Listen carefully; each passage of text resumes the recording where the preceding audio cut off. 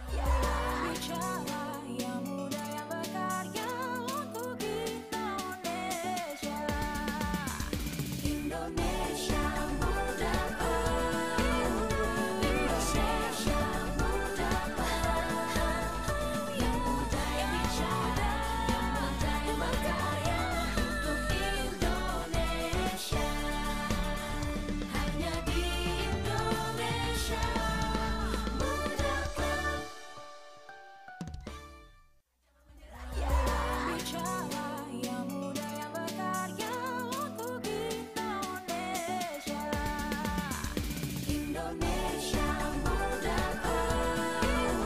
Indonesia Muda, yang muda yang bicara, yang muda yang berkarya untuk Indonesia. Hanya di Indonesia Muda Club. Yang bicara, yang muda yang berkarya untuk Indonesia.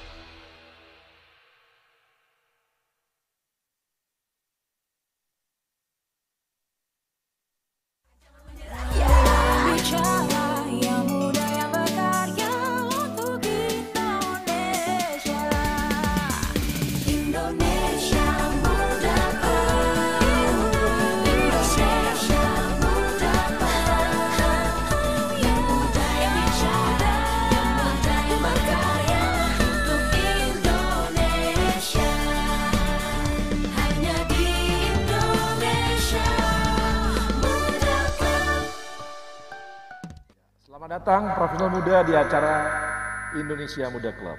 Episode 8 bersama saya Arya Sinulinga. Yang muda, yang bicara.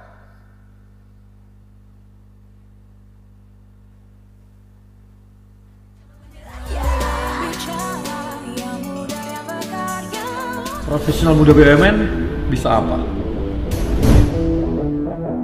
Aku siap untuk berinovasi. Aku bisa melawan arus untuk kebaikan bangsa. Aku bisa membuat perubahan. Aku bisa bekerja dengan jujur dan independen.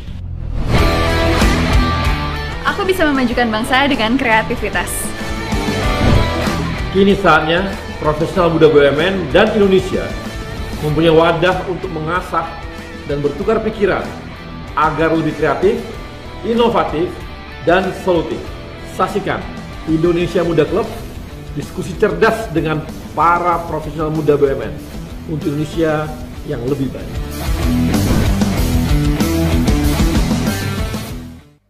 Ya, ini teman-teman, hari ini kita menarik banget karena bicara mengenai investasi. Kita tahu ya bahwa kita ini profesional, ya, profesional. Pendapatan kita dari mana sih? Dari gaji. Kemudian kalau kita karyawan, kita dari bonus gitu. Terus kapan kayanya kalau cuma dari gaji dan sama dari bonus nih gitu. Saya dulu waktu jadi profesional, sekarang di profesional masih profesional deh gitu. Dulu tuh saya ketika masih bekerja di korporasi dalam arti sebagai seorang eksekutif di korporasi, saya tuh nggak bisa mengandalkan gaji dan bonus, mungkin karena direksi gitu ya, tim atau sebagainya gitu. Nggak bisa gitu. Kita harus cari cara gimana caranya supaya kita juga punya pendapatan lain yang bisa, akhirnya kita bisa beli rumah lebih baik, kita bisa punya kendaraan lebih baik gitu ya, dan kita punya aset yang banyak juga. Kalau mengandalkan gaji, kita paling nanti biasanya beli rumah untuk lewat KPR saja gitu ya, dan lainnya. Untuk yang lainnya kita nunggu beli mobil kreditan juga yang kita cicil dari gaji-gaji kita gitu. Tapi dulu saya ini ya sekitar tahun 2012 gitu, saya mulai investasi. Saya mulai investasi lewat saham. Saya bermain saham, sahamnya ada yang harian, dan dulu sangat rajin, jadi rajin memantau saham, menghitung saham secara teknikal gitu ya, dan hasilnya cukup mengasihkan. Hasilnya cukup mengasihkan. Bisa beli mobil BMW yang paling top, bisa beli rumah, bisa invest beberapa aset-aset lain gitu ya, yang tidak mungkin saya dapatkan kalau saya hanya mengandalkan gaji gitu. Nggak mungkin, saya nggak bisa dapat sesuatu yang saya pakai, mobil saya pakai dan sebagainya dengan hanya gaji gitu. Dan semuanya adalah lewat investasi. Makanya saya sangat percaya kalau tanpa kita bermain investasi, ini berat bagi kita untuk dapat aset bagus gitu ya, punya rumah baik, oke lah dan sebagainya.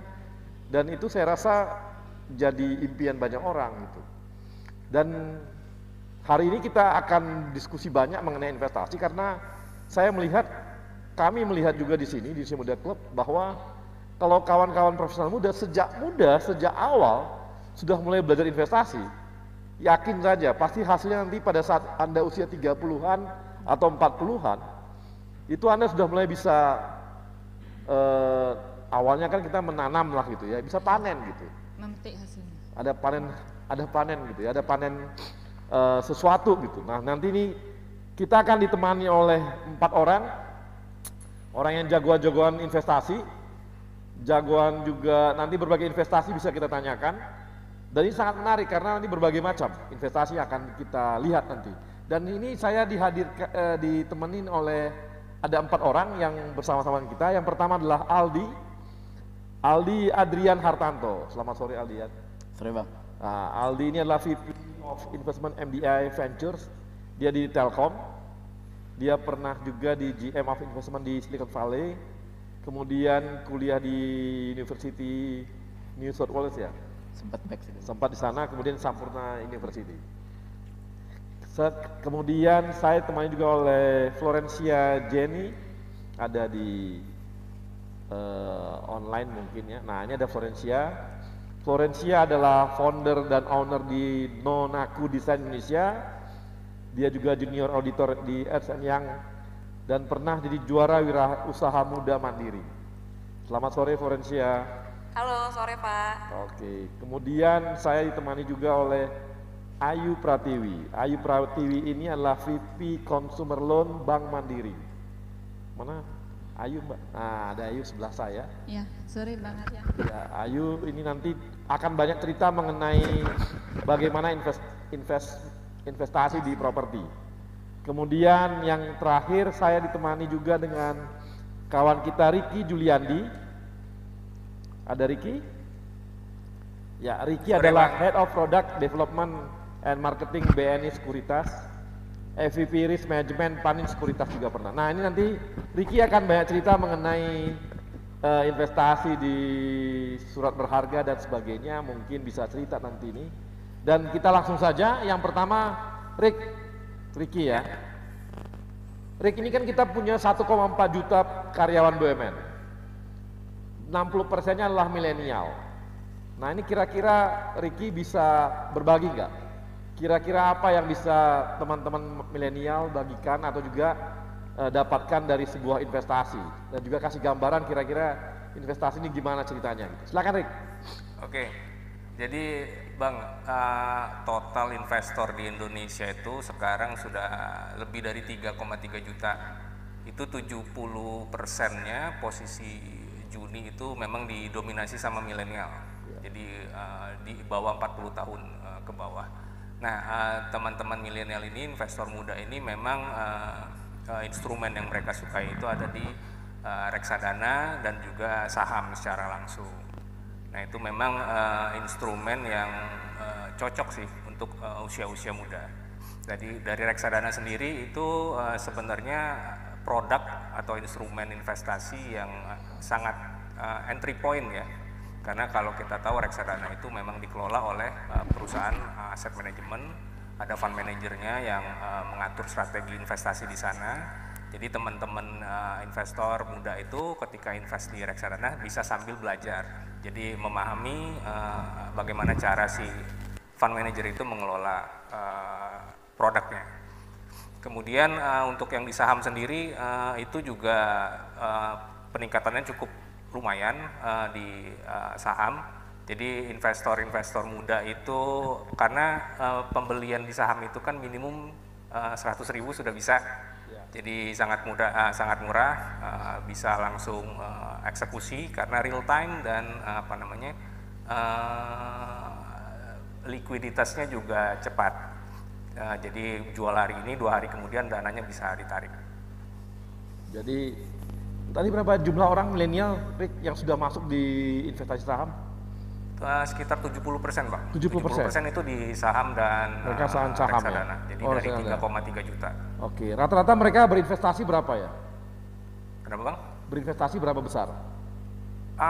Macam-macam Bang. Jadi mungkin secara average bisa mulai dari 10 ya.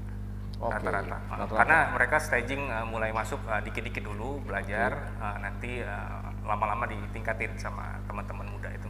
Yang sudah masuk ke permainan saham atau dana reksadana ini kira-kira sudah berapa juta orang ya dari kaum milenial Indonesia? Kalau yang reksadana itu 20% kayaknya Pak. 20%. Cukup banyak juga ya? Lumayan Pak. Karena ekosistem reksadana sendiri cukup meningkat signifikan ya Bang. Karena ada fintech yang jual. Kalau dulu kan memang cuma di sekuritas atau agen penjual. Jadi kalau sekarang kan sudah bisa dibeli di fintech atau mungkin di beberapa e-commerce juga sudah bisa. Oke, jadi sekarang sepertinya nih ya saham tuh udah retail aja gitu ya. Jadi lebih gampang untuk belinya atau dana reksa juga gampang belinya karena udah retail gitu ya. Betul. Itu mereka udah pakai online apa semuanya bank-bank sekarang udah menyediakan juga untuk dana reksa sekuritas ya, artinya dana reksa yang bisa beli online atau beli lewat apa gitu untuk beli saham? Kalau saham itu memang real time ya Bang ya. Jadi pakai aplikasi yang udah disediakan di masing-masing sekuritas gitu. Jadi memang bisa langsung transaksi jual beli. Reksadana juga sekarang sudah begitu Bang. Jadi bisa kita monitor secara mobile. Nggak perlu pakai agen lagi atau masih pakai agen? Kenapa Bang? Masih pakai agen? Ya, pakai handphone bisa, pakai laptop bisa, aplikasinya banyak. Agen artinya ini apa namanya broker.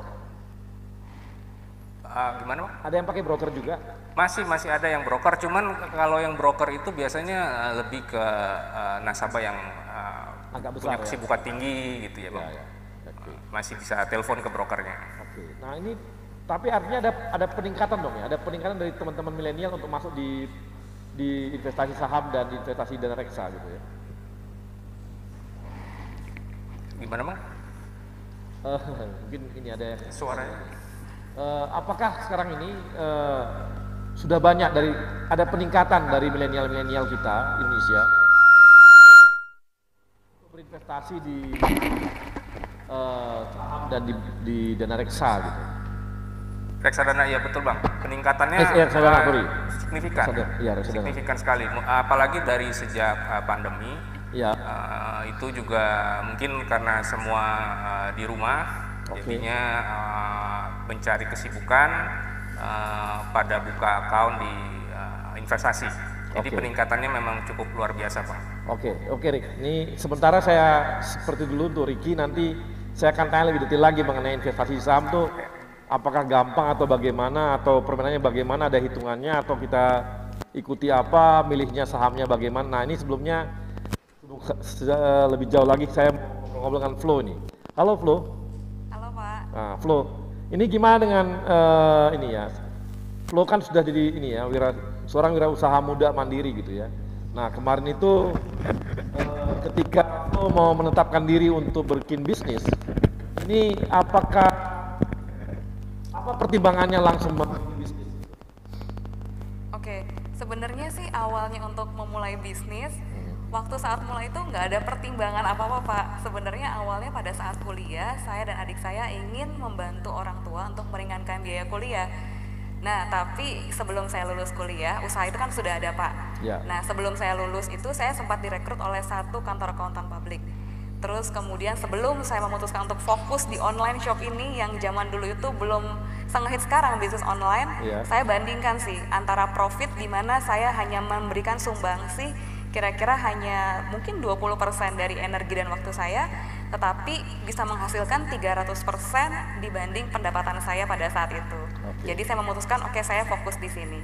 Jadi akhirnya mengambil keputusan untuk berbisnis gitu ya? Ya betul Pak. Nah itu dananya dari mana, orang tua atau dari mana gitu? Nah karena usaha ini diawali untuk membantu orang tua pada saat itu, jadi kita memulai usaha ini tanpa modal. Jadi buat yang nonton di sini nih, kalau kalian nggak punya modal, aku juga bisa kasih tahu kalian karena aku udah ngalamin sendiri, bisa banget loh untuk investasi itu tanpa modal. Jadi mungkin sedikit aku cerita ya Pak ya, gimana caranya ya. Jadi pada saat itu aku mulai jualan itu waktu zaman BlackBerry itu lagi hits. Nah jadi kita memanfaatkan platform tersebut, handphonenya pun aku menang dari acara buket bunga di suatu pesta pernikahan saat itu. Nah jadi kita cuma upload gambar, terus kita istilahnya jual gambar, setelah ada yang beli, terus kan orang itu bayar ke kita. Dan ada keuntungannya sama harga modal tuh. Modalnya kita bayarin ke supplier. Nah dari profitnya itu, nah kita terus puterin tuh Pak. Kita nggak semuanya kita gunakan untuk konsumsi, hanya 30% saja. 70% kita komitmen untuk kita terus putarkan hingga awalnya dari hanya sebuah online shop kini berubah jadi perusahaan. Dulu yang kamu jual apa aja loh awal-awalnya? Yang aku jual sebenarnya awalnya aku jualan casing BlackBerry dulu saat itu Pak. Terus kami mengalami kegagalan. Nah tapi nggak menyerah, singkat cerita, aku banting haluan sama adikku, kita berjualan pakaian gitu Pak. Dan dari pakaian itu ternyata permintaannya sangat tinggi sekali. Kita menjual pakaian dengan brand non-aku signature, di mana menyediakan produk yang murah berkualitas bagi rakyat Indonesia. Kamu bikin brand sendiri atau produk sendiri atau dibuat juga brand? Brandnya brand sendiri? Brand sendiri Pak. Produknya bikin sendiri atau ke luar? pada awalnya, pada saat kita nggak punya modal dan hanya mengumpulkan modal, kita merisal barang orang lain, Pak, menjual kembali barang orang lain. Nah, setelah kita komitmen tuh dananya 70% keuntungan kita terus putarkan, kita bisa produksi sendiri, Pak. Dan brand kita semakin besar, bahkan kita juga ada lini B2B di mana kita bisa produksikan untuk orang lain juga. Jadi sekarang bisnis kamu apa aja, Flo? Bisnis aku sekarang ada yang pakaian nih, yang non-acoustic nature sekarang, ada B2C dan B2B, kemudian kita juga udah merambah ke packaging, kita juga sudah mulai merambah ke non-aku foods, terus kita juga mulai merambah ke seperti misalkan kayak kemasan-kemasan, baju bridesmaid, dan sebagainya, Pak. Oh gitu, jadi udah berkembangnya banyak banget ya? Karena mulai di usia muda itu, Pak, jadi kita banyak waktu untuk kita bisa coba ini, coba itu, coba ini, kalau gagal belajar gitu loh, Pak. Nah, kalau untuk yang B2B kamu jualannya gimana? Apa yang kamu jual? Pakaian dinas atau apa gitu? Seragam atau gimana? Kalau untuk B2B, kita itu ada beberapa jasa yang kita belikan. Yang pertama adalah kita juga mengedukasi reseller kita untuk bisa menjual produk tanpa modal. Karena kita sudah ngerasain gimana rasanya nggak punya modal tapi kita ingin dapat profit. Kita ajarin yang pertama, itu namanya reseller dropshipper. Yang kedua, kita itu ada reliable. Nah, kita tahu banget zaman sekarang millennials banyak banget orang-orang yang punya passion di bidang fashion tapi dananya terbatas. Jadi kita mengizinkan label brand kita yang gantiin sendiri dengan gratis untuk brand orang lain. Bahkan department store pun juga mengambil jasa kita seperti itu. Jadi kualitas kita sudah terbukti. Dan yang ketiga, kita juga ada jasa produksi, Pak.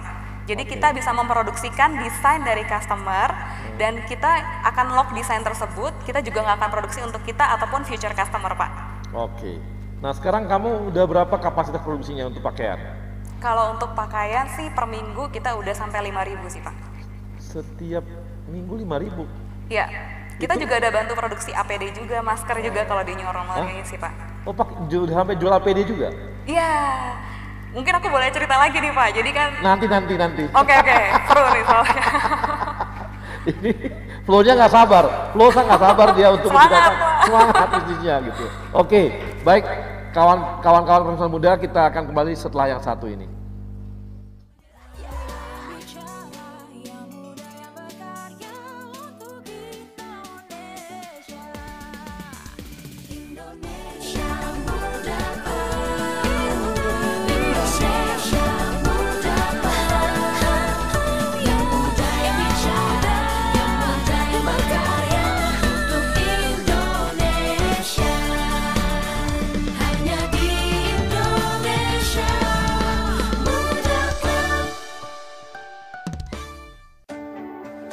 Sebuah semangat baru dalam menghadapi tantangan di masa depan.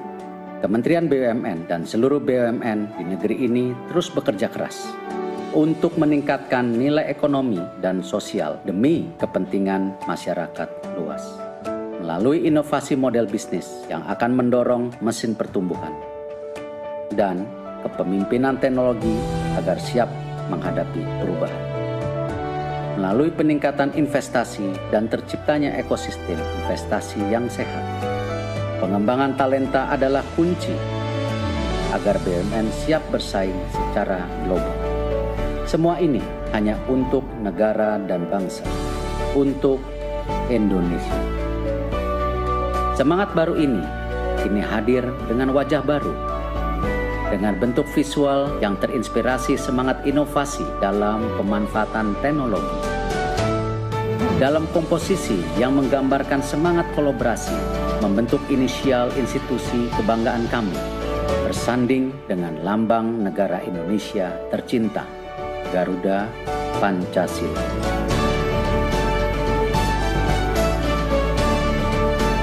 Inilah wajah baru kami, Kementerian Badan Usaha Milik Negara Republik Indonesia, BUMN untuk Indonesia. Ya pemirsa, inilah Edgar si tukang belanja online. Baru beli sneakers nih ya. Edgar ambil HP tuh. Edgar nemu jaket ternyata gercep sekali mau bayar dia. Ya, saldo elektroniknya kurang saudara-saudara. Edgar mulai top up dan sold out karena Edgar terlalu lama. Lu sih berisik. Ribet amat belanja online, debitin aja pakai Mandiri. Hah? Debit Mandiri bisa buat belanja online? Caranya? Gampang kok. Pilih bayar pakai debit, masukkan nomor kartu, masa berlaku, CVV di belakang kartu, dan kode OTP yang lo terima. Kok aku nggak terima kode OTP-nya? Gak masalah, gak semua toko online butuh OTP.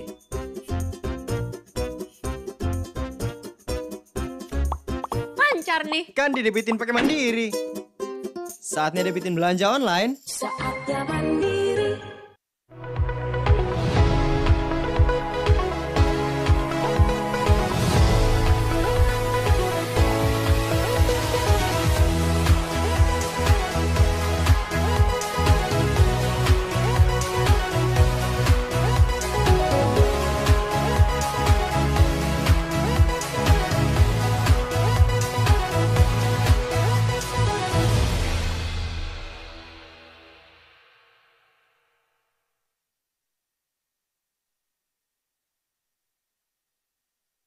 Profesional muda, kita kembali lagi dan kita saat ini kita mau ngobrol-ngobrol dengan Mbak Ayu. Mbak Ayu adalah VP Consumer Loan di Mandiri. Mbak, ini gimana mengenai investasi di properti itu gimana ceritanya? Ya, kalau tadi kan Ricky sudah menceritakan kalau profesional muda itu ingin berinvestasi kan bisa tuh melalui reksadana, saham, kemudian juga tadi Flo juga menyampaikan cerita usahanya dia gitu kan ya.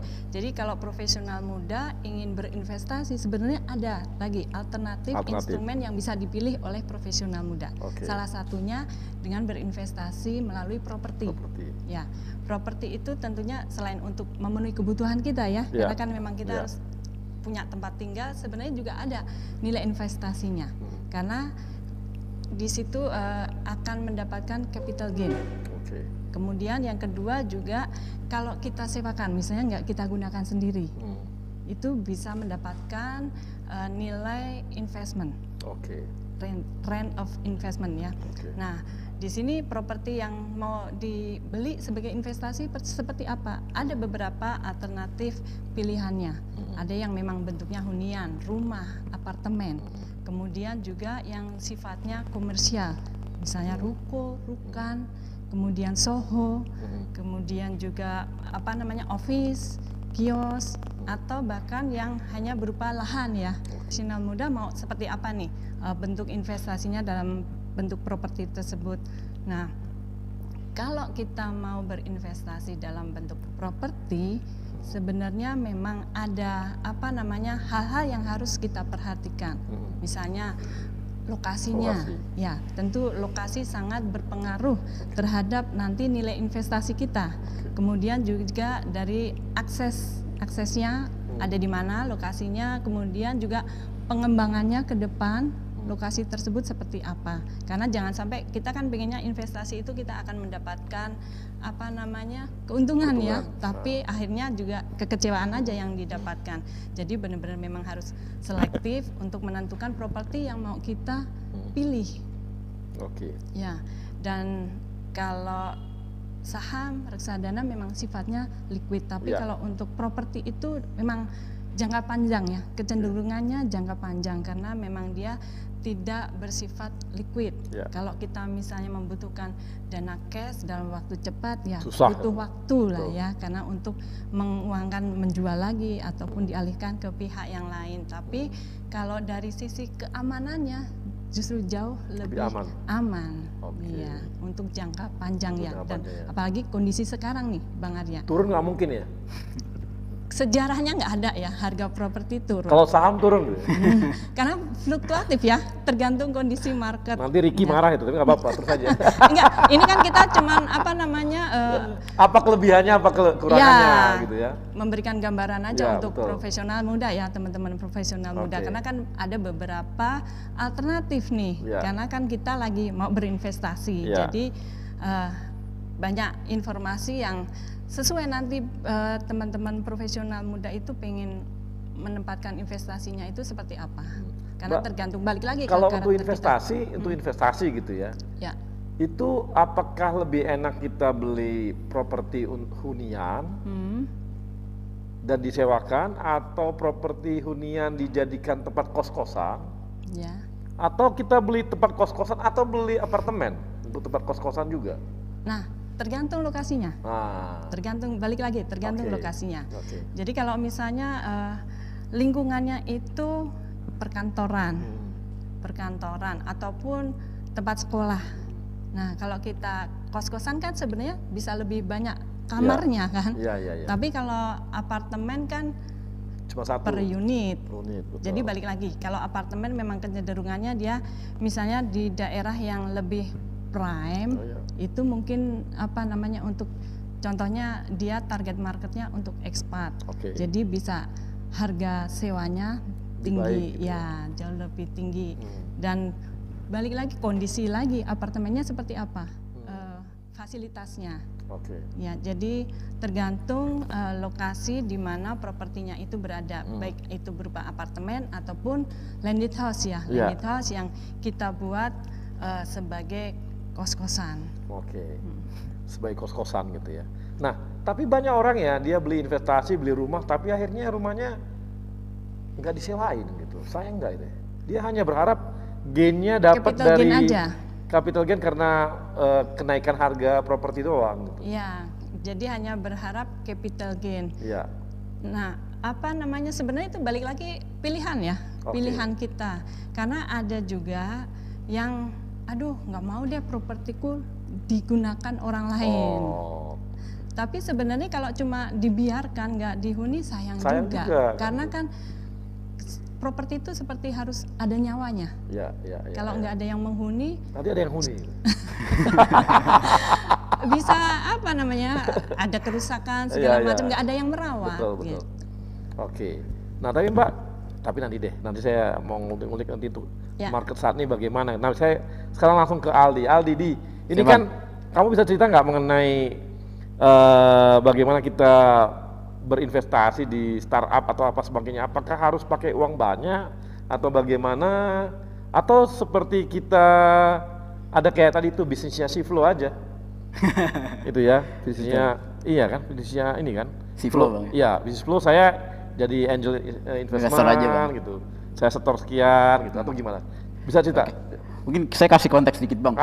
Mungkin banyak yang mikir kita Telkom terus MJ kok investasi gitu. Kita memang waktu itu tahun 2015 Telkom progresif nih untuk mau inovasi, akhirnya dibikin pertama kali di Indonesia untuk corporate namanya MDA Ventures, Corporate Venture Capital 2015. Nah, dimana kita lihat sih emang investasi itu bahasanya orang bilang art atau science lah. Saya pikir sih lebih kayak craft Bang. Jadi emang kita harus ambil belajar nih, ambil learning by doing gitu. Jadi dulu kita 2015 belajar tuh invest ke banyak negara. Kita total ada 12 negara yang kita cover invest. Terus so far kita lumayan beruntung, akhirnya banyak perusahaan yang kita berhasil exit. Jadi kita 8 companies kita berhasil exit, ada 2 di IPO di Jepang sama di Australia, sisanya dibeli sama perusahaan besar itu. Dan alhamdulillah kemarin juga Telkom dan Kementerian BUMN apresiasi kita baru dapat pendanaan tambahan lagi dari Telkom dan juga Kementerian BUMN $500 juta untuk kita invest perusahaan lebih besar lagi, lebih banyak di Indonesia terutama. Dan mulai ada banyak investor lain yang percaya sama kita. Akhirnya kita kelola dana pihak ketiga juga. Banyak investor lain kita bantuin mereka kelola dananya untuk kita investasikan. Total kita sekarang megang dana itu $790 juta dan kemarin kita baru dapat apresiasi dari Global Corporate Venturing bareng sama SoftBank, bareng sama Google Ventures, jadi top 100 investor di dunia untuk MDA Ventures dan saya sendiri waktu itu. Nah dari situ kita belajar Bang, ternyata invest ke startup tuh susah gampang lah. Orang banyak yang mikir kan kayak invest ke startup tuh ini company-nya baru mulai, datanya financial-nya nggak ada. Tapi sebenarnya kita lihat ada 2 proses yang biasa kita lakukan secara simplifikasi Bang. Yang pertama kita lihat validasi idenya dulu. Kita validasi idenya, di mana kita ada namanya 3P untuk kita biasanya validasi ide. Pertama kita lihat apakah bisnisnya possible, plausible, atau enggak probable. Jadi misalnya nih contoh yang lagi booming kemarin kan misalnya Gojek ya, bisnis kayak ride hailing atau orang naik taksi secara online tuh possible nggak sih? Oh possible, orang bisa lah berani naik mobil orang random pakai platform gitu. Tapi kita coba cek plausible apa enggak sih? Ada nggak sih yang mau udah validasi di luar yang pernah lakuin? Oh ternyata ada yang namanya Uber, ada yang namanya Lyft, ada yang namanya di UAE, ada yang namanya Karim macam-macam. Di Malaysia ada Grab Taxi.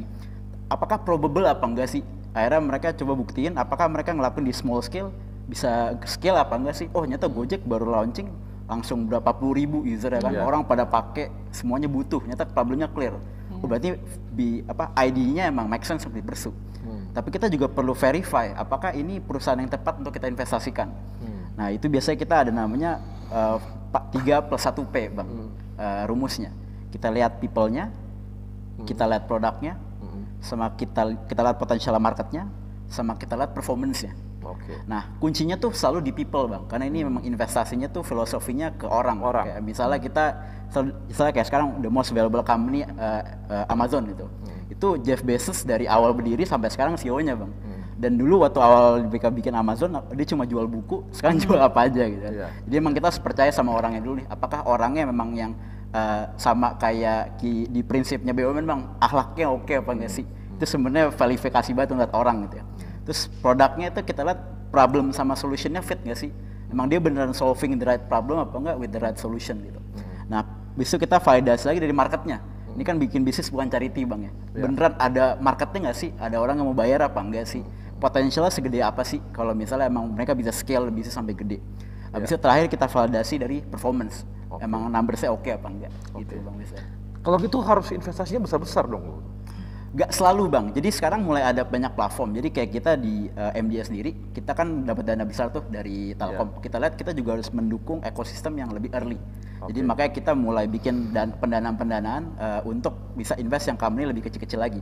Sampai akhirnya kita lagi mau bikin inisiatif untuk angel investor. Jadi kita mau bikin angel investor network untuk memberikan edukasi dan pendampingan untuk gimana biar orang-orang Indonesia, terutama mungkin awalnya mungkin lebih ke high net worth dulu, tapi gradually yang untuk orang umum kita bisa kasih pendanaan ke startup juga lewat skema crowdfunding.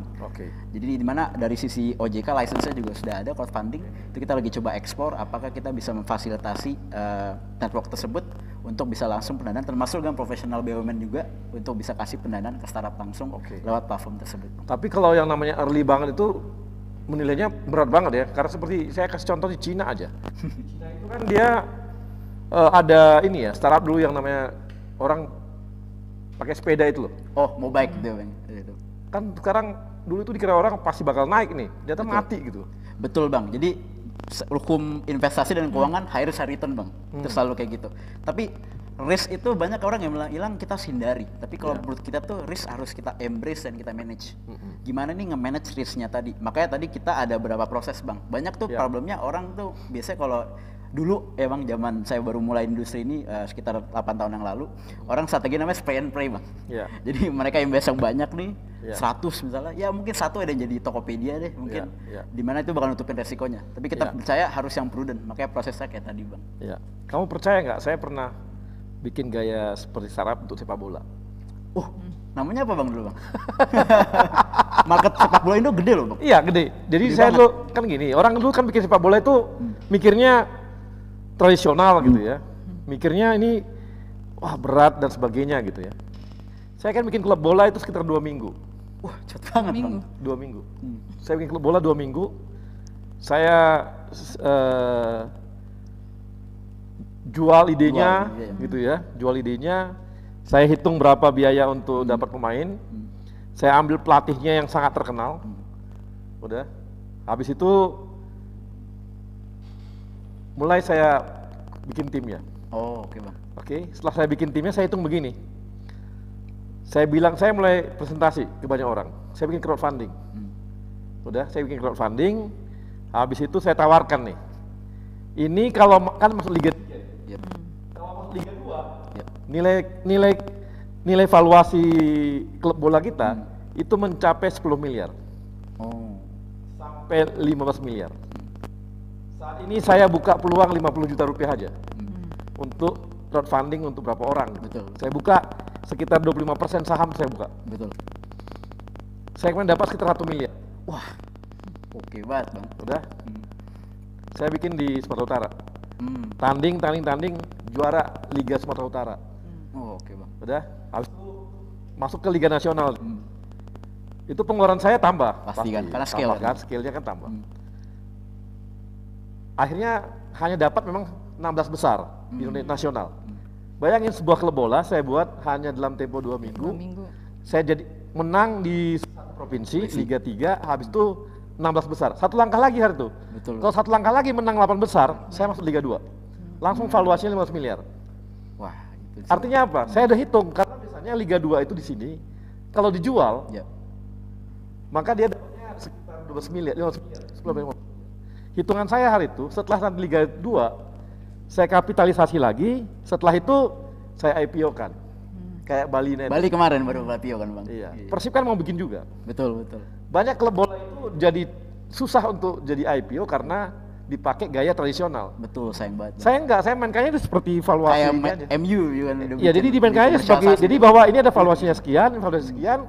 Kalau saya lolosin, nilainya naik saham sekian, lolos sekian, naik lagi. Naik lagi, betul. Dan saya jual lagi sekian persen gitu. Betul, Bang. Wah, kalau saya tahu saya juga invest dulu, Bang. Coba Pak, kita kenal dulu, Bang. Jadi saya mau beritahu bahwa ternyata startup itu tidak selamanya harus jadi sebuah teknologi gitu loh. Betul, karena sebenarnya perusahaan rintisan kan sebenarnya Iya, rintisan. definisinya. Iya. Tapi yang bedanya which is harus kayak Bang Arya tadi. Perusahaan rintisan yang didesain untuk tumbuh cepat. Iya. Makanya kayak banyak sekarang perusahaan startup tuh nggak teknologi doang, kayak Iya. kopi kenangan. Iya. Itu kan sebenarnya coffee shop. Iya. Cuma dia memang didesain untuk tumbuh cepat, Iya. makanya bisa narik investor. Iya, memang saya kemarin tuh memang tujuannya untuk tumbuh cepat aja. Betul, Bang. Dalam tempo 3 tahun 4 tahun saya masuk Liga 1. Kalau Liga 1 itu kan liga tertinggi Indonesia. Nilainya udah 30 miliar, Bos. Minimal. Dalam jangka waktu Dalam tempo 3 tahun. 3 tahun. Atau saya lepas di IPO kan aja gitu. Jadi saya baru habis kan baru nanti bikin merchandise-nya apa semua itu kan produk habis itu. Tapi dulu saya bikin tipenya seperti itu. Nah, sekarang ada lagi yang baru nih, bikin klub bola seperti itu. Betul, Bang. Sekarang lagi booming namanya e-sport team, Bang. E-sport team. Baru kemarin ada itu dia, itu juga iya. Aku juga pengen itu. Sama persis, Bang. Aku juga pengen gitu. Nah, kalau Abang bikin saya invest, Bang. Baik, profesional muda, kita kembali lagi setelah yang satu ini.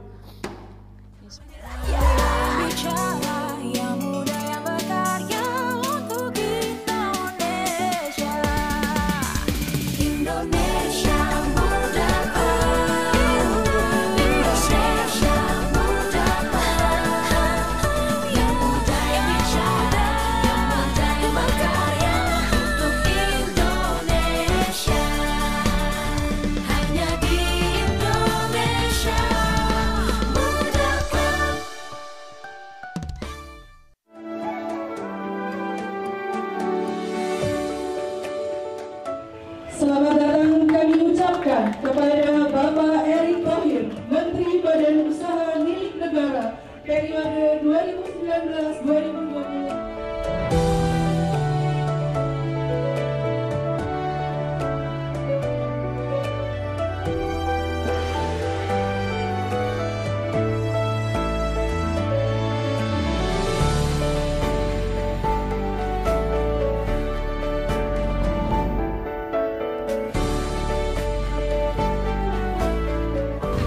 BUMN dari awal sebelum COVID ya kita melakukan 5 strategi ini.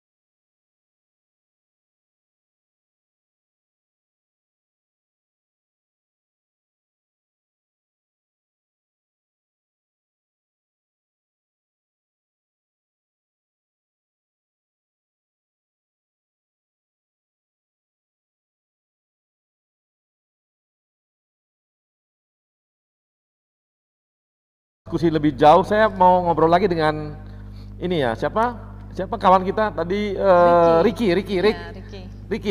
Ya bang. Halo Rick. Mana Ricky? Rick, gua mau ngulik saham Rick. Oke. Ngulik saham banget nih, karena dulu saya pemain saham gitu. Saya tuh main saham sehari, saya trading betul. Jadi bukan main di fundamental, saya main di trading. Satu hari, saya cuma megang satu hari saya harus menang 1-2% aja tiap hari. Cuma kalau dia akumulasikan sebulan 24% juga. Benar. Gimana cari bisnis? Nilainya lu dapat keuntungan, returnnya 20% sebulan. Gak ada, susah. Kalau bukan main saham. Rumah juga begitu kan? Gimana Rik? Coba cerita Rik, gimana Rik? Oke. Apa yang kelebihan main saham ini? Aku pingin supaya teman-teman dari investor profesional muda mau senang main saham nih gitu. Oke. Jadi sebelum kita mereka masuk ke investasi saham itu, pertama itu kita harus pahami bahwa tadi mungkin sudah disinggung sama Aldi juga bahwa investasi itu kan ada resiko, di mana kita memanage resiko tersebut. Ya. Jadi satu teori yang saya suka, yang biasa saya bagikan juga ke teman-teman muda itu teorinya Elizabeth Warren, itu dari cash flow management bang. Jadi 50% dari income kita itu kita harus secure buat kebutuhan primer kita. 30%-nya lagi itu kita sisihkan untuk kepentingan pribadi kita, untuk fund-nya kita. 20% lagi itu baru untuk saving sama investment. Nah itu harus disisihkan dari awal, bukan disisakan ya bang ya. Iya. Karena tadi investasi itu ada resiko, apalagi kalau kita prefernya memang ke saham yang benar-benar high risk. Iya. Itu dalam hitungan menit aja, misalnya kalau kita nggak siap, itu harganya bisa turun. Yeah. Nah, kembali tadi pemilihan sahamnya sendiri. Saham itu ada 700-an yang ada di Bursa Efek sekarang. Itu mulai dari fundamental itu harus kita pilih baik-baik. Saham yang benar-benar perform secara laporan keuangan, secara operasionalnya, itu bisa kita kulik di laporan keuangannya. Kemudian setelah itu kita bisa masuk ke yang namanya tadi yang abang suka itu analisis teknikal. Kita baca pergerakan harga sahamnya. Kapan kita harus masuk nih? Jangan sampai pas lagi tinggi-tingginya kita malah masuk. Itu yang harus dipahami. Nah, edukasi ini memang sekarang sedang kami giatkan juga dari Sekuritas dan juga Bursa Efek Indonesia. Itu dari tahun 2015 ya. 2015 itu kita sudah bareng-bareng kita campaign yang namanya Yuk Nabung Saham.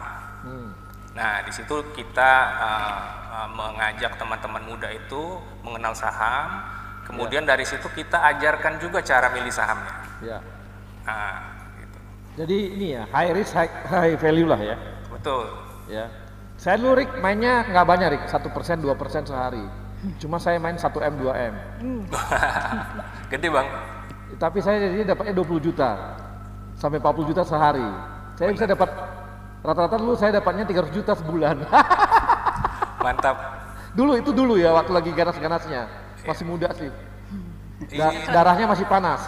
Sekarang udah mulai agak menurun. Maksud saya adalah sebenarnya ini buat teman-teman milenial bahwa ketika Anda mau main saham gitu ya, ini peluang dapatkan dana besar itu sangat besar.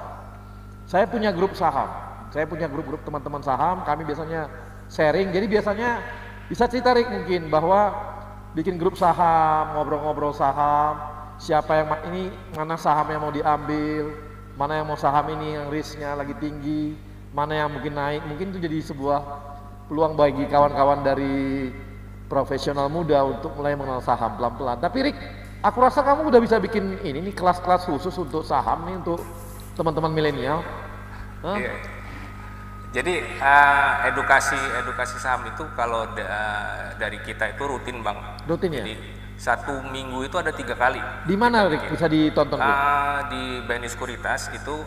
Ada linknya nggak? Kenapa? Pakai webinar atau gimana? Webinar betul, webinar.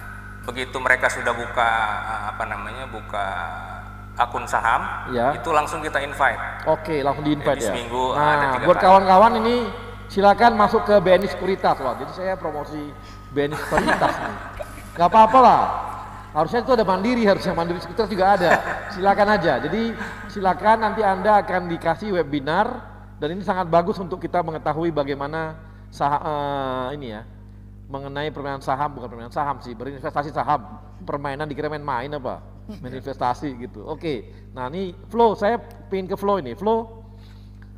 Iya, Pak. Flo, kamu dari satu bisnis ke bisnis lainnya, produk lainnya berapa lama biasanya kamu bisa lakukan itu? Artinya dari pakaian kamu ubah ke sini, tambah lagi ini, tambah ini berapa lama biasanya? Itu hitungannya tahunan sih Pak sebenarnya. Tahunan. Karena kita Kamu dari udah, awal mulai emang kan kamu nggak ada usianya berapa, pengalaman. Flo? Kenapa Pak? Kamu kan masih muda banget nih, udah tahunan kamu bilang.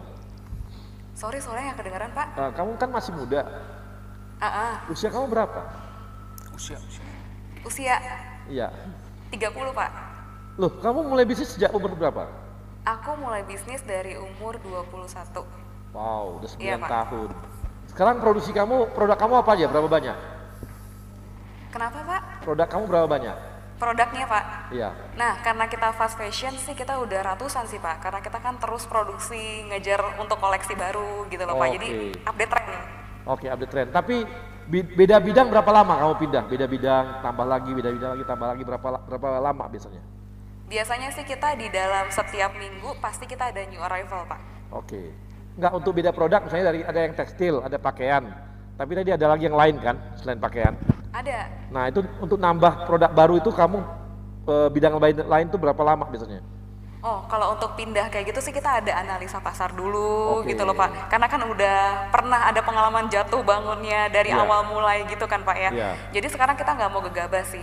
Jadi kita mungkin untuk ngeriset dulu minimal 1 bulan sih Pak. Kalau untuk produk yang baru ya. Jadi tetap akan melakukan riset dulu sebelum masuk ke pasar baru, ke satu produk baru ataupun jenis baru ya di bisnis gitu ya. Iya betul. Oke, jadi kamu lihat marketnya sejauh mana. Nah, ini dengan pandemi gini bagaimana? Pandemi seperti ini Pak? Iya.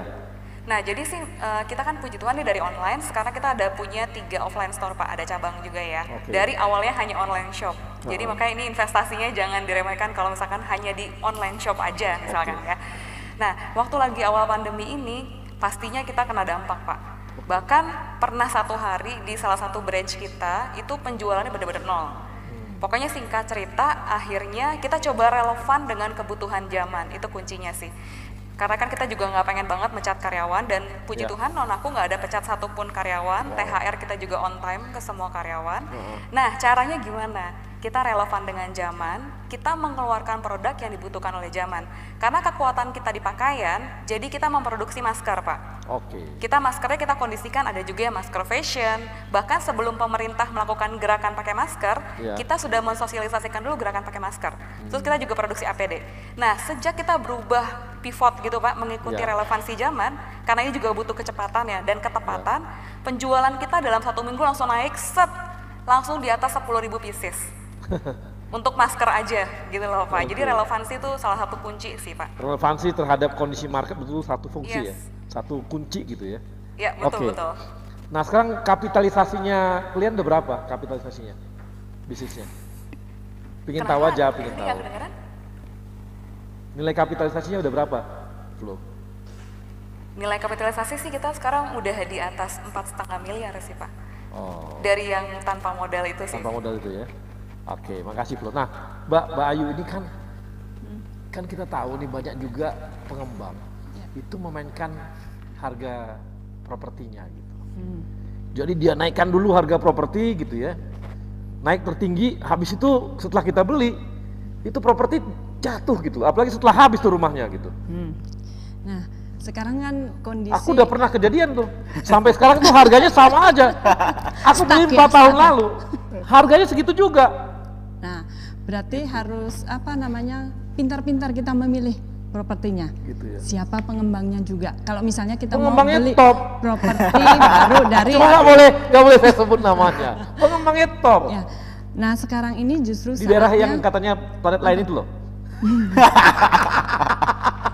Waduh, gimana tuh? Jadi sebenarnya properti kalau kita mau invest properti justru saatnya sekarang. Lagi murah-murahnya? Karena kan kondisi lagi seperti ini ya, kondisi lagi tertekan semuanya. Nanti si Ricky juga bilang begitu, saatnya sekarang beli saham, karena saham lagi turun-turunnya. Nah, makanya ini ada ada solusinya nih.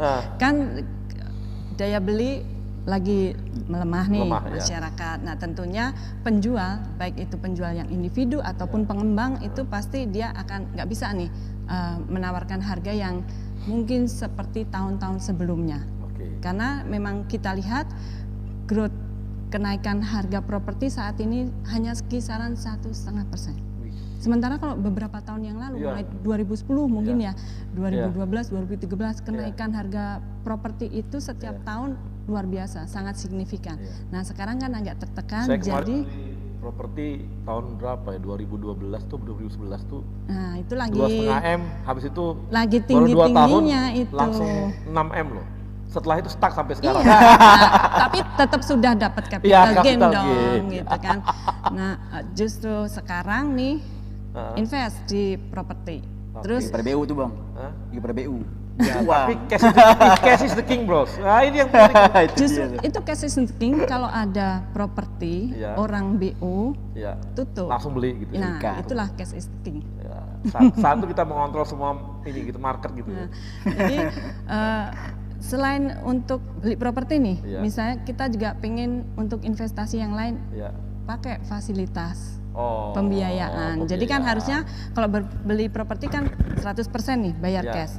Nah, kalau kita pakai fasilitas pembiayaan dari bank, KPR contohnya misalnya, berarti hanya menyediakan down payment dan biaya KPR. Sehingga kan down payment sangat ringan sekarang, mulai 5%. Oh 5% ya? Iya. Oh mulai 5%? Hanya 5%. Kita beli kalau gitu beli besok. Sehingga 95% yang harusnya kita bayarkan ke penjual bisa kita alokasikan untuk investasi yang lain. Jadi kita ini jadi momentum untuk beli karena ada bisa pakai pembiayaan gitu ya. Iya. Menarik juga nih. Daerah mana Mbak yang paling menarik saat ini? Saya juga mau dengar tuh bang. Makanya jangan bilang banyak dong, kita pengen. Nanti kita offline aja. Offline aja. Siap. Oke, nah Aldi gimana nih? Kalau sekarang peluang Indonesia gitu ya di saat seperti sekarang ini dengan kondisi corona gitu dengan startup tuh gimana nih peluang kita? Nah kita pasti ngeliat ada dua mata uang lah, ada dua mata koin lah. Ada challenges, ada opportunity. Challengesnya pasti tadi mungkin seperti mention juga pasti banyak yang lagi susah nih karena kan ekonomi lagi turun, apalagi krisis sekarang tuh agak unik ya. Jadi saya kan dia trickle down, jadi perusahaan yang gede dulu yang susah, baru yang kecil. Ini yang kecil dulu yang susah, baru yang gede. Karena diawali dari krisis kesehatan. Betul. Jadi makanya kita lihat tapi itu jadi ada opportunity pertama karena tadi banyak yang nilainya turun juga.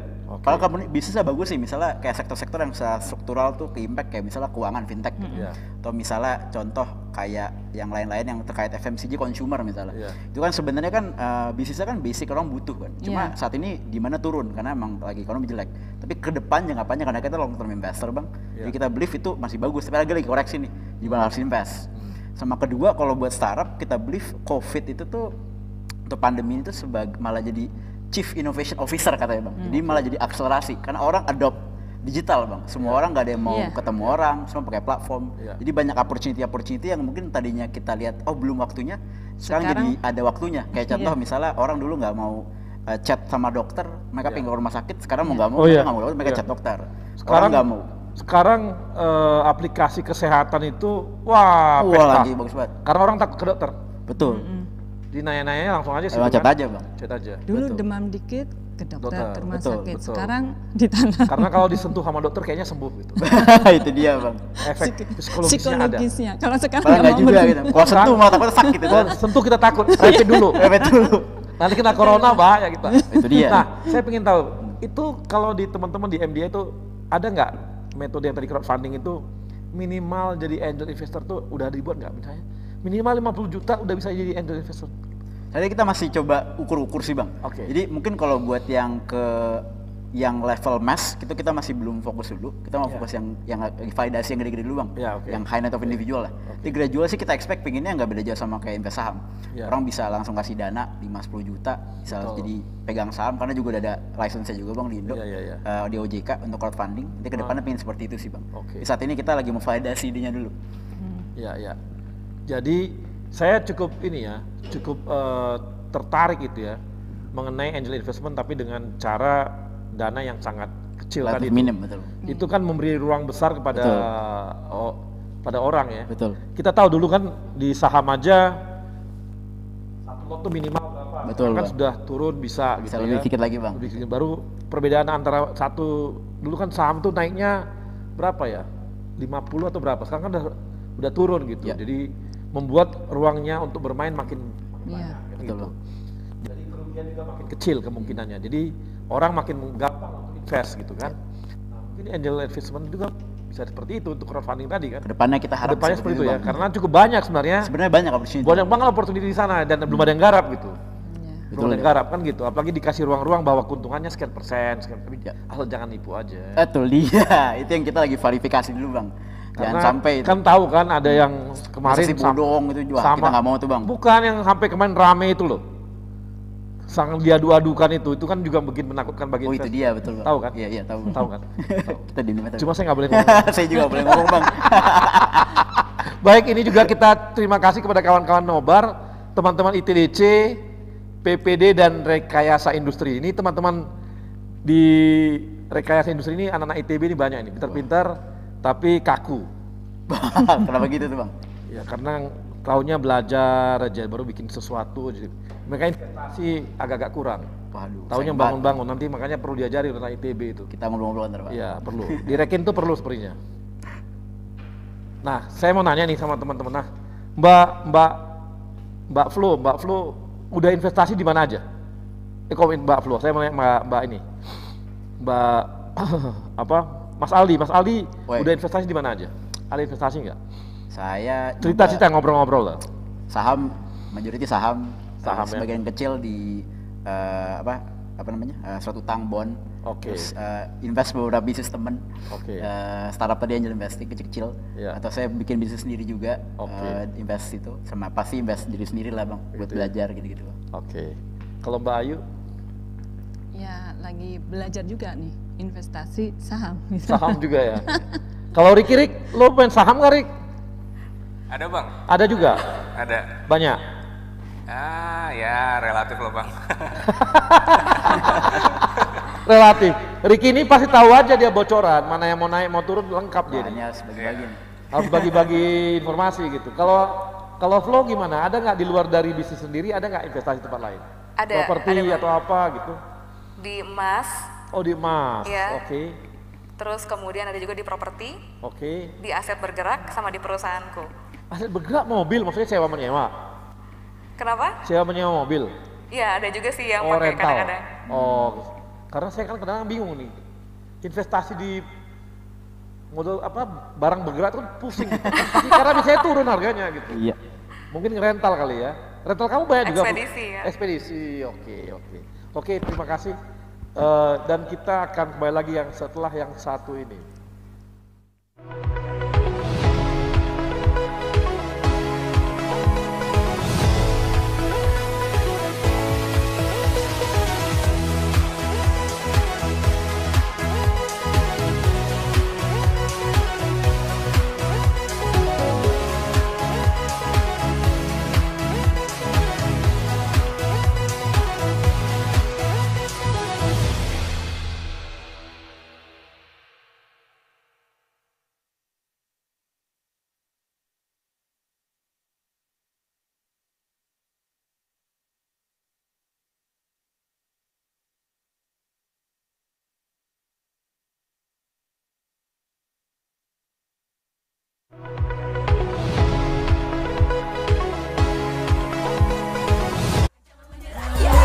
Bicara yang muda yang berkarya untuk Indonesia.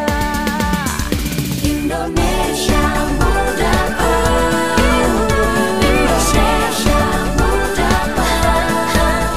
yang muda yang bicara, yang muda yang berkarya untuk Indonesia.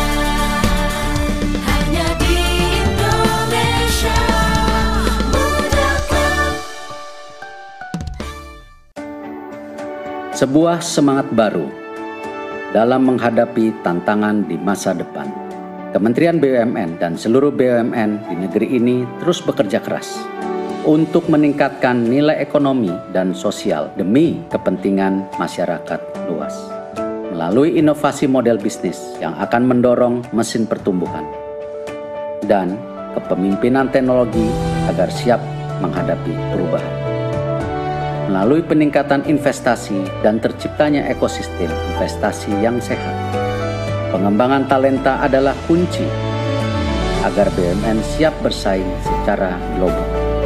Semua ini hanya untuk negara dan bangsa, untuk Indonesia. Semangat baru ini kini hadir dengan wajah baru, dengan bentuk visual yang terinspirasi semangat inovasi dalam pemanfaatan teknologi, dalam komposisi yang menggambarkan semangat kolaborasi, membentuk inisial institusi kebanggaan kami, bersanding dengan lambang negara Indonesia tercinta, Garuda Pancasila.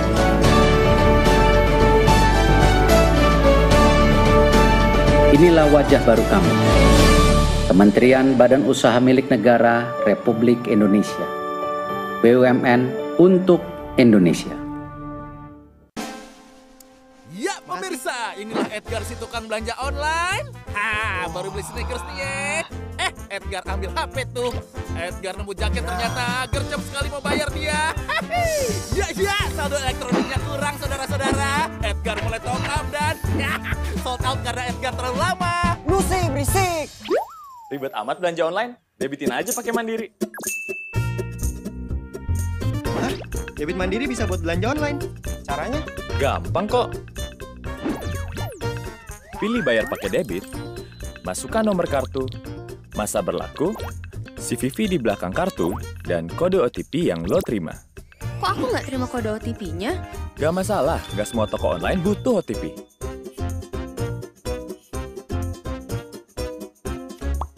Lancar nih. Kan didebitin pakai Mandiri. Saatnya debitin belanja online. Saatnya Mandiri.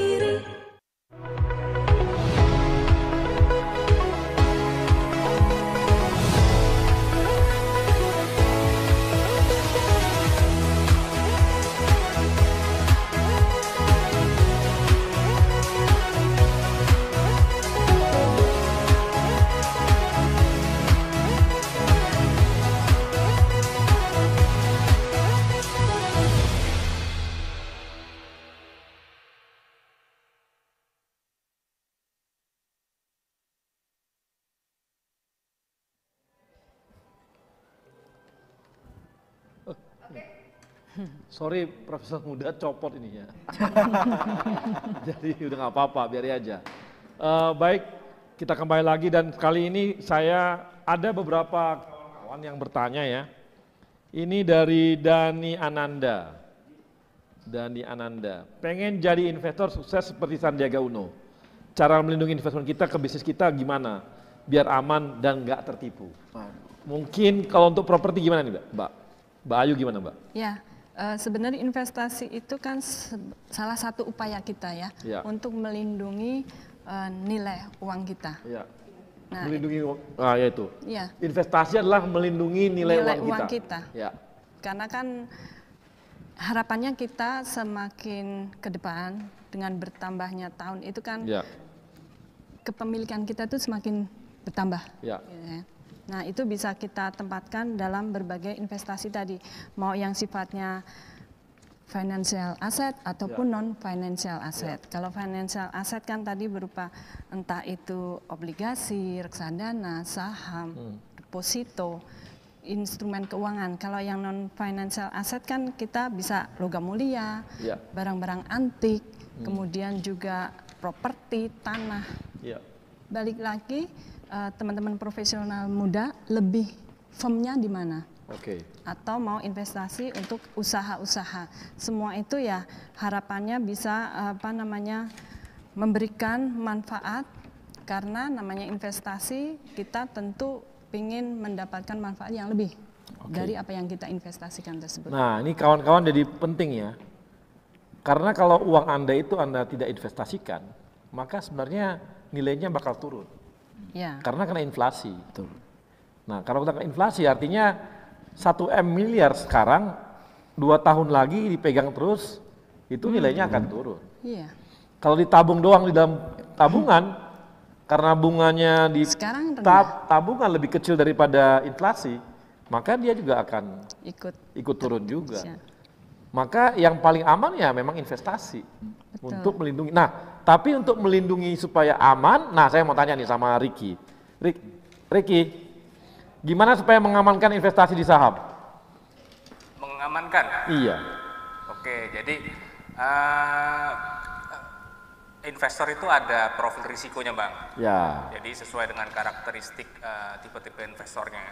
Jadi Ya. sebelum mereka invest biasanya ada kuesioner Ya. yang menentukan mereka itu levelnya di mana? Apakah konservatif, Ya. apakah moderat, atau dia termasuk yang agresif.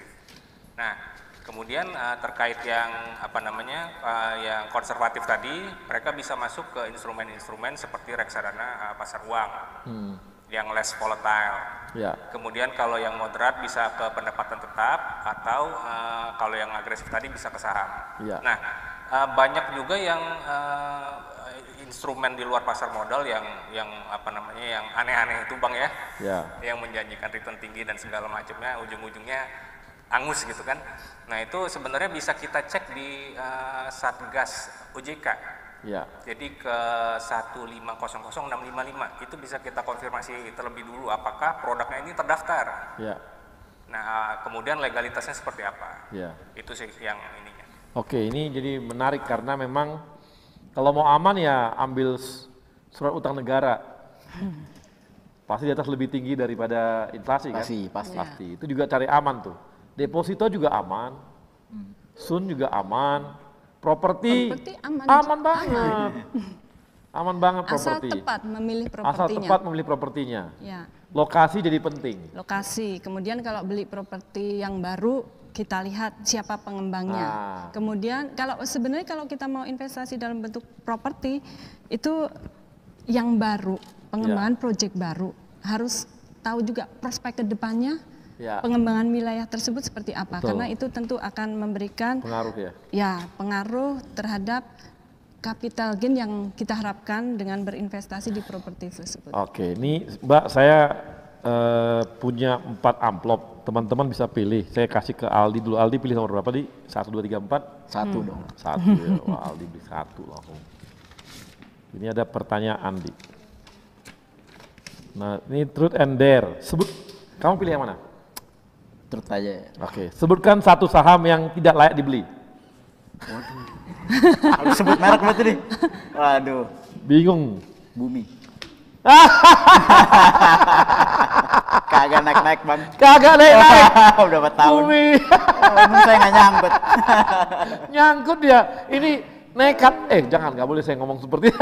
Belajar tapi Bang, belajar. Dulu zaman masih muda soalnya. Iya. Bumi. Memang buminya pasti dia tinggi, pas tuh jatuh.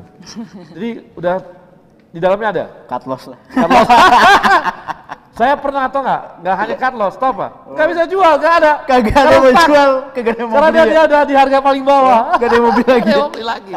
Dan itu berhenti. Sahamnya nggak bergerak, diem aja. Udah mati tuh. Uangnya dia dalam aja tuh. Oke. Ke Ricky. Ricky pilih nomor berapa? 1, 2, 3, 4. Ini ada 2, 3, 4. Ricky pilih mana? 3. Ini. Nah, truth or dare, atau yang mana? Truth. Oh, wah, kok semua truth ya? Hal paling memalukan yang pernah dilakukan? Main saham maksudnya. Yang memalukan ya? Iya. Lu bilang untung-untungnya rugi, malu nih sama investornya. Mungkin nahan rugi sampai dengan 50%. Nahan rugi sampai 50% ya? Betul, saya nggak cepat cut loss waktu itu. Nggak cepat cut loss ya? Jadi kamu ini ya, tahan, mudah-mudahan gitu ya? Betul. Berdoa. Sabar. Berdoa. Ya, kalau walaupun banyak doanya, kalau memang udah rugi ya rugi aja, nggak ada gunanya doanya. Sampai tumbuh uban juga nggak naik-naik. Oke, ini tinggal Mbak Flo. Mbak Flo, nomor berapa? Nomor 4, Pak. Nomor 4. Nah, jawab cepat. Oke. Reksadana atau obligasi? Reksadana. Oke, swasta atau BUMN? BUMN. Mau pindah ke BUMN dia. Ini lagi di acara BUMN, berani-beraninya pilih swasta ya Pak. Matematika atau seni? Seni. Erick Thohir atau Nadiem? Itu Erick Thohir. Ini lagi di acara BUMN. Kalau diundang sama Kemendikbud dia pilih Nadiem. Senayan City atau Plaza Senayan? Plaza Senayan. Oh, Plaza Senayan. Berarti ini udah tradisional nih. Foto. Ya. Kalau fancy kan udah pasti yang agak-agak. Nah, ini kembali nih Mbak Ayu langsung nih. Jawab cepat. Tahan atau jual? Tahan. Wow. Sabar saya. Sabar. Sabar. Sabar. Lama atau sebentar? Waduh. Cepat. Lama atau sebentar? Lama atau sebentar? Iya. Dalam konteksnya apa? Wah, kemana-mana nih Bang Ali emang udah langsung menjurus nih. Lama karena tipe yang loyal ya? Ya kan kamu kan tadi tahan kan? Orang tahan pasti lama. Betul. Betul kan? Loh iya bener, orang tahan pasti lama. Orang lama pasti tahan kan? Atta Halilintar atau KKI? Apa? Atta Halilintar atau KKI? Atau siapa? Atta Halilintar atau KKI? KKI. Atta. Oh Atta. Emas atau falas? Emas atau falas? Emas. Emas. Himbara atau BCA? Wah, hati bisa keluar SK nih. Aduh. Bahaya banget. Aduh. Ayo Mbak dijawab. Harus ditungguin. Lama nih kalau jawabnya lama. Oh harus dijawab. Ya iya. Ya kan kita ya Himbara lah pasti jawab lagi jawab.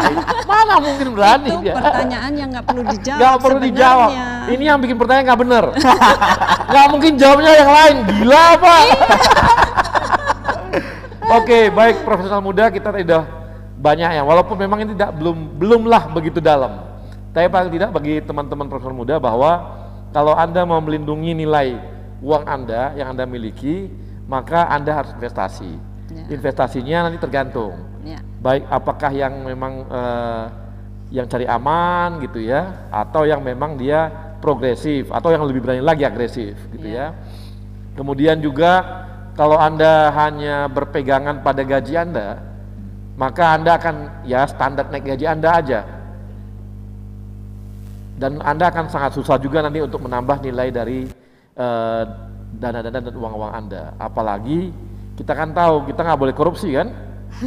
Ya teman-teman milenial harusnya nggak boleh korupsi lagi, itu bukan budaya kita gitu. Jadi cara yang paling aman dan nyaman cari duit adalah dengan cara investasi. Dan yakinlah kalau Anda pintar berinvestasi, maka Anda akan kaya. Udah pasti kalau kaya gampang cari jodoh. Karena cewek-cewek sekarang udah ogah. Walaupun Anda buncit perutnya gendut, walaupun Anda kurang ganteng, tapi kalau uang Anda banyak, Anda akan dipilih oleh mereka. Cewek-cewek cantik itu. Jadi ayo belajar investasi karena ini sangat penting dan sangat berguna bagi Anda. Dan karena masih muda, mulai investasi sejak awal. Kalau mau berbisnis seperti tadi tuh, teman kita Flo, baru umur 21 sudah berbisnis. Sekarang usia 29 sudah bisnisnya makin besar dan makin banyak.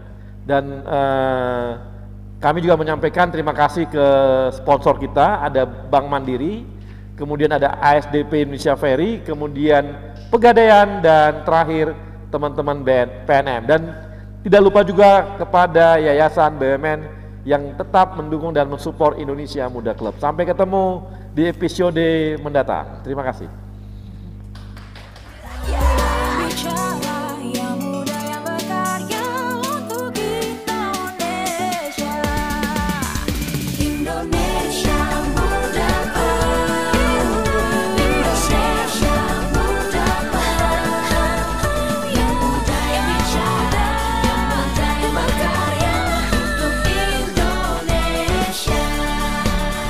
Hanya di Indonesia.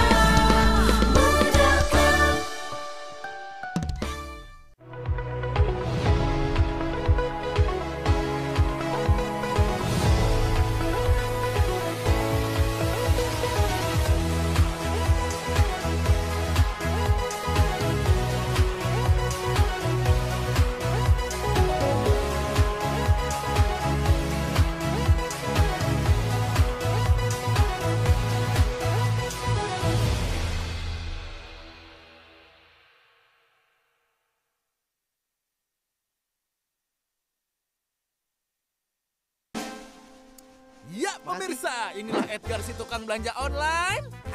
Baru beli sneakers nih ya. Edgar ambil HP tuh. Edgar nemu jaket ternyata gercep sekali mau bayar dia. Ya, saldo elektroniknya kurang saudara-saudara. Edgar mulai top up dan sold out karena Edgar terlalu lama. Lucy berisik. Ribet amat belanja online? Debitin aja pakai Mandiri. Hah? Debit Mandiri bisa buat belanja online. Caranya? Gampang kok.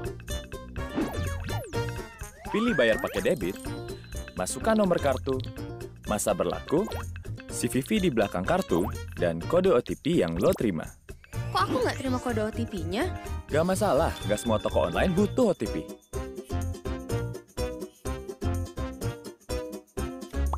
Lancar nih. Kan didebitin pakai Mandiri.